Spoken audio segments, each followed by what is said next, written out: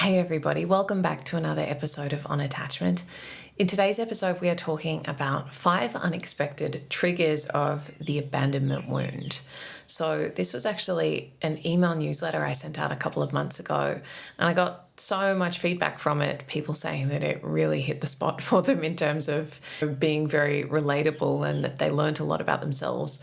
And so I thought to spin it into a podcast episode so that I can share it with all of you in case it also has that effect on you. So the abandonment wound is nothing new around here. We've talked about it a number of times on the podcast, and you can go back through older episodes and dive into that in a little more detail in terms of the foundations of the abandonment wound. But I will give a quick recap of it here for those who are maybe less familiar or could use a refresher. The fear of abandonment, the abandonment wound, is really at the heart of anxious attachment. It is the core wound of anxious attachment. And that can be strange to hear for a lot of people, because while some of us may have some literal abandonment in our history, I would say most of us don't have a story of physical, literal abandonment in our childhood or our early life, such as would justify this intense fear of abandonment that we experience in our adult romantic relationships. And so it can leave a lot of people wondering, where did this come from and why me? Why do I struggle in this way? Why am I so afraid of abandonment? And I think, the other kind of confusing part, or the bit that catches people, is that while there can be a fear of, again, physical abandonment, someone leaving us, oftentimes maybe the more pronounced fear, or the thing that we experience more acutely, is that fear of emotional abandonment. So this idea of you're not going to be there when I need you, and I'm going to be left alone with these big feelings that I don't know how to deal with. And so I think a lot of that can come up for us, and we can be kind of overly dependent on a partner to fix things, to make it all go away, to make it all better, in much the same way as a child would expect that of a parent, and we can really regress in those moments. And so in today's episode, I'm going to be sharing less about, the 101 of the abandonment wound, which, as I said, you can go back and listen to older episodes on that, but more around some unexpected triggers, scenarios that aren't really obviously related to abandonment, that are likely quite triggering for you if you're someone with more anxious attachment, or you otherwise identify with this abandonment wound. And, in sharing these sets of circumstances or situations, I suppose my intention is for you to be able to connect the dots a little and understand why those situations might feel quite triggering for you, why you might have a seemingly disproportionate response, why it might really sting if your partner doesn't show up for you in the exact way that you would hope. And having that greater awareness will allow you to understand a little better how to support yourself and how to ask for what you need from a partner in a way that is grounded and self-aware and mature, rather than reactive and coming from a fear place, which I think is often what we do when we're on autopilot, or we lack the conscious awareness of what's really driving us in those moments. So that's what I'm going to be talking about today. Before I do, I wanted to share a very, very exciting announcement. If you listened to last week's episode, you would have heard me share that I have launched a brand new membership community called On Attachment Insiders. In the past 6 months or so, having run programs like Healing Anxious Attachment and the Secure Self Challenge that have had a community component, I get this resounding feedback that people really, really appreciate and value the opportunity to not only learn with feedback from me, as I'm obviously part of the community, but alongside others who are on the same path and who understand and can give feedback and offer wisdom of their own, and I think provides people with a lot of comfort. And the thing I keep hearing is, it's so amazing to know that I'm not alone in all of the things that I struggle with and that I fear, and that really is so powerful. So if you're someone who loves the podcast, loves everything that I talk about here, and you're maybe wanting to dip your toe into working with me, the membership's a really great entry point into that, because it's really affordable. At the moment, I'm running a promotion for founding members, which starts at $10 a month. So it's really, really affordable, and it's a cancel anytime thing, so you're not locked in. So if you're interested in diving a little deeper and accessing some more resources on this, having a channel via which you can seek support from me and connect with others, I really, really encourage you to check out the Insiders membership. The link is in the show notes to that. There's already a library of resources there with written Q&A responses, scripts for different conversations, like how to set a boundary in all of these specific instances, how to voice needs, how to navigate challenging conversations in anxious avoidant relationships with, suggested scripts on how you could approach those things. There's a 20-page workbook on boundaries. There's guided meditations. There's videos on nervous system basics and somatic practices. All of that you can access for as little as $10 a month. And that's not even going into the community aspect and the support that you can get from me. People have been asking questions in the community and I'm able to share voice note responses. It really is extremely valuable and very, very reasonably priced, in my opinion. So if that's something that you're interested in, definitely check it out. Grab one of those founding member spots before they are all snapped up. So looking forward to sharing that and growing that community with all of you beautiful listeners from all over the world. Very, very excited to be able to go deeper with you and get to know you better. Okay, so let's talk about these 5 unexpected triggers of the abandonment wound. So the first one is during times of grief or loss. So if you are going through some sort of grief, maybe it's the loss of a family member, the loss of a pet, some other grief or loss, you may notice yourself being really sensitive to any sort of perceived abandonment. Again, usually emotional abandonment, but even, if your partner goes out rather than staying at home with you, or they say the wrong thing, or they maybe make a suggestion to try and cheer you up that doesn't quite land for you, it's likely that you're going to be more reactive and sensitive to those perceived moments of feeling kind of dropped by them in those times of grief or loss. And that's really, makes a lot of sense. It's vulnerable. You're probably feeling very, very tender and in need of emotional support. And so someone not being there in the way that you want them to be can feel like a form of emotional abandonment. And when you know that you've got some wounding around that, it can feed these stories of you're not there for me when I most need you. And I think that bigger story can feel really, really painful and scary, particularly when we're going through grief or loss. So I think that's a really common one. And as will be the case in all of these examples that I'm going to share, if you're with a more avoidant partner who maybe grieves differently to you, who their preference when it comes to something like grief might be distraction or avoidance or numbing, and that's not what you would prefer or what you need. Or maybe they like to grieve in isolation, whereas you like to grieve in connection. All of those things can really exacerbate the sense of being emotionally abandoned if they are defaulting to their way of grieving rather than being attuned to what yours is. So that is one of the key triggers of the abandonment wound is during times of grief or loss. Okay, the second unexpected trigger of the abandonment wound is when you are sick and in need of care. So if you're experiencing some sort of illness, whether that's just a flu and you're feeling rubbish for a few days, or you've broken your ankle or something and you're feeling really unable to take care of yourself. And I think particularly if you're someone who's usually the caretaker of others, you're usually the one tending to other people's needs and giving, and you sort of take care of yourself without much fuss behind the scenes. Being sort of debilitated by illness can make you feel really vulnerable, and you might feel almost resentful of all of the ways in which you care for someone else, and now they're not there to care for you in the way that you would like, or maybe the way that you would care for them if the roles were reversed. I think that's always very telling when we have the inner dialogue of, if I were in your position, I would do X, Y, and Z thing, and we get a little bit kind of righteous and uppity about our way versus their way. So I think that when we are feeling sick or unwell, again, there's this part of us that just wants almost that parent energy, someone to come and take care of us and cook for us and pat us on the head or whatever it might be. When we're feeling a little bit kind of sad and pathetic and feeling sorry for ourselves, oftentimes we want someone to feel sorry for us as well, and to really, show that with that quite babying almost behavior. And I say that from a kind of humorous but loving place. I think we can all do that sometimes, that we want to be cared for in that way.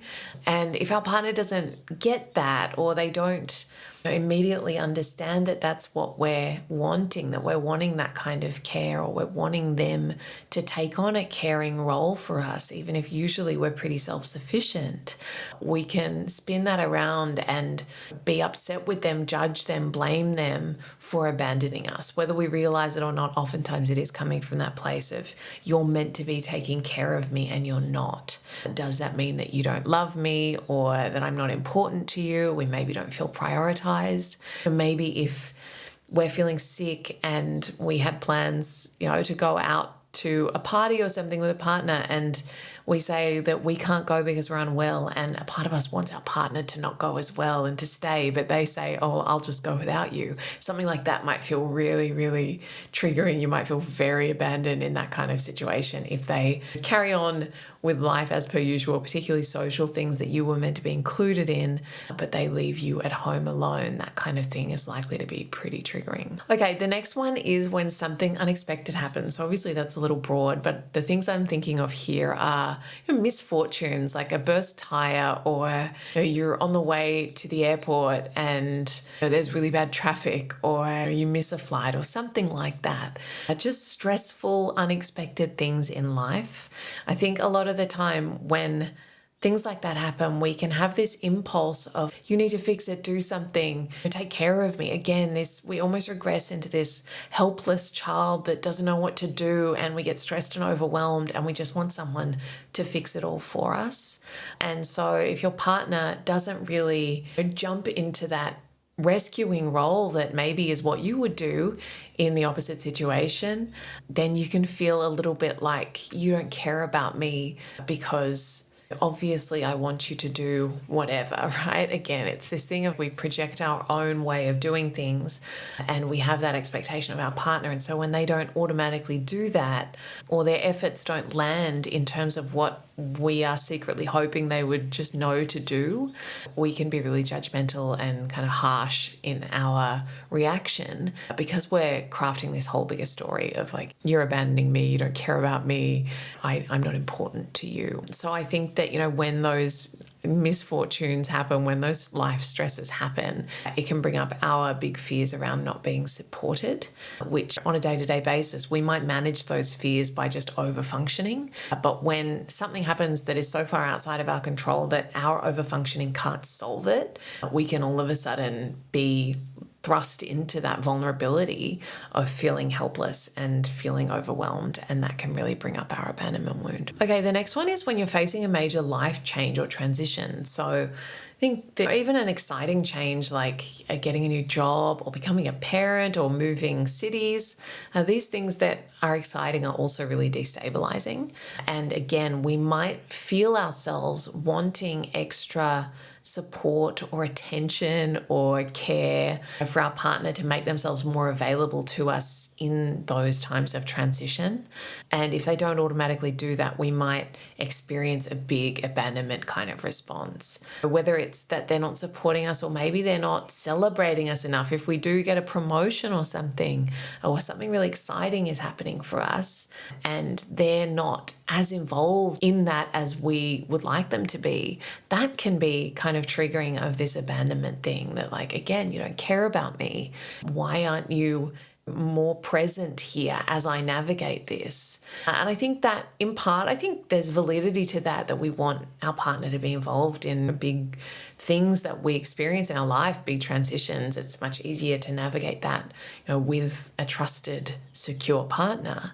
But I think another part of it, if you have more anxious attachment patterns, is maybe not trusting yourself to be able to navigate that thing alone, or standing on your own 2 feet. Sometimes we don't feel like we have a strong enough foundation of self.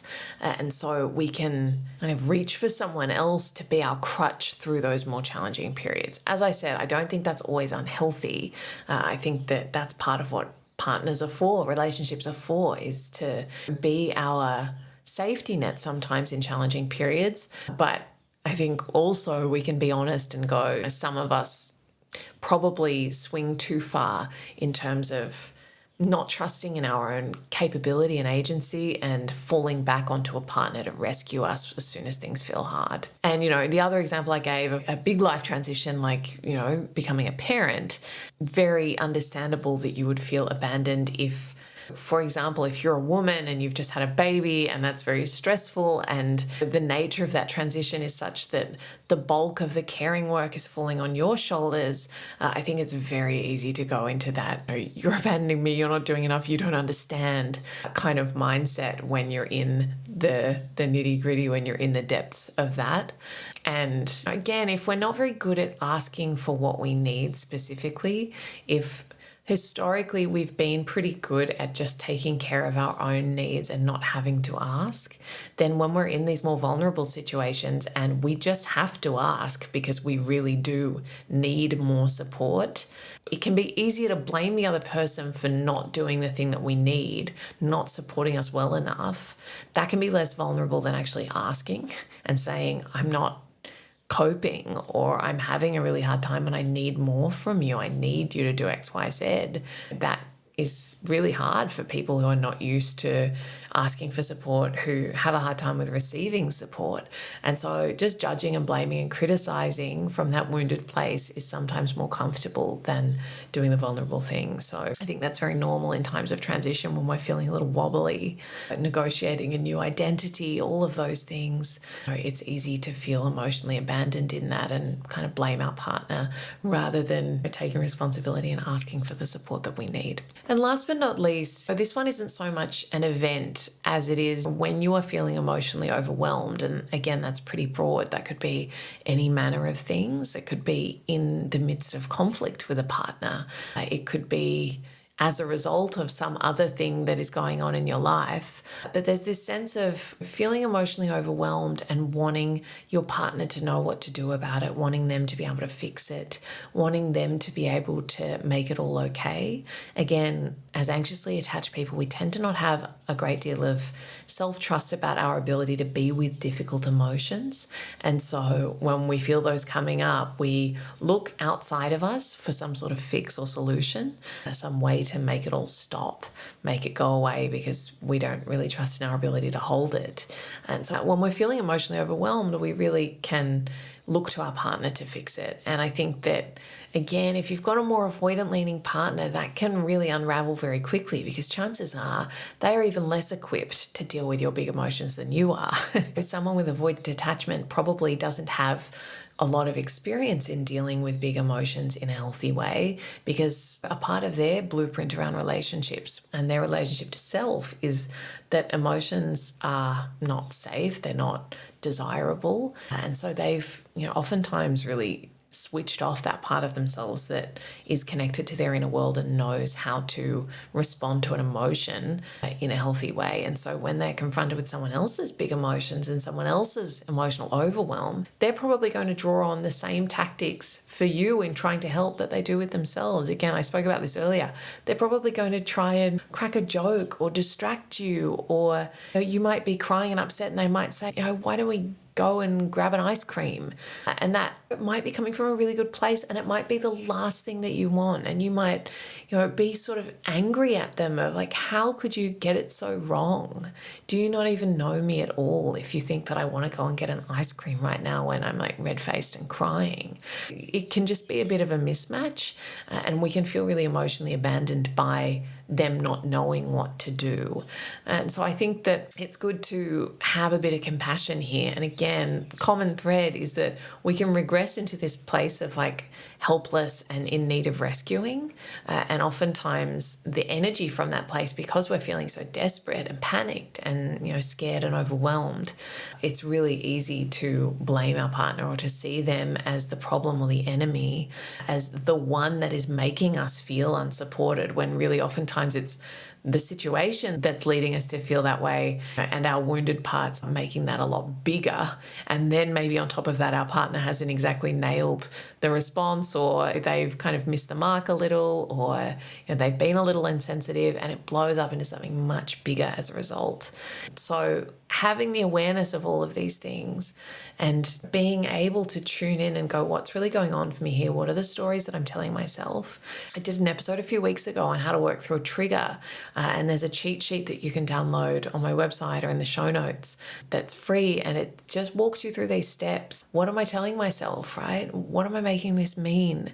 Because I think that you'll notice if you relate to any of these situations or similar ones, that almost invariably you're telling yourself that your partner doesn't care, that if they loved you, they would know what to do, that it's always going to be like this. Why do I even bother? I do so much for you and you can't even show up for me when I need you most. All of those sorts of stories are really, really painful, and they tend to kind of compound on each other and spiral and make you feel a lot worse, and really make your judgment kind of infused with all of those feelings that are likely to come with that. Self-pity, blame, unfairness. And all of those are very real feelings, but we also have to watch the stories that might be exacerbating them. So having a process that you can walk yourself through and getting really brave about asking for help when you need it, not in a way that's attacking or blaming, but in a way that's vulnerable. And, saying, I am feeling overwhelmed. Would you be able to? And something like that will feel hard for a lot of people, but that's really where the work is. And that's how we really equip ourselves with the tools and the self-belief to manage these situations better going forward, because we don't have these experiences that then reinforce that we are all alone. Because if we kind of create a rupture when we react from a wounded place and our partner does pull away in response to that, then that's confirmation of the fact that we're all alone and no one cares, right? It's really easy to clock that as evidence of that story. Whereas if we do the brave thing, if we identify what we need, if we ask for it vulnerably, and then we open ourselves to receiving that support, it creates a new experience. And that is really powerful. So there's lots of magic in this, even though these situations are hard and there are so many others like them that will challenge us. There is an opportunity for real growth there, and for rewiring and having those new experiences that can be a really positive upward spiral. So I hope that that's been helpful. If any of those examples resonate with you, be sure to let me know, leave a comment or a review. But otherwise, thanks so much for joining me. I look forward to seeing you again next week. Thanks, guys. Thanks for joining me for this episode of On Attachment. If you want to go deeper on all things attachment, love, and relationships, you can find me on Instagram at Stephanie__Rigg or at stephanierigg.com. And if you enjoyed this episode, I'd be so grateful if you could leave a review and a 5-star rating. It really does help so much. Thanks again for being here, and I hope to see you again soon.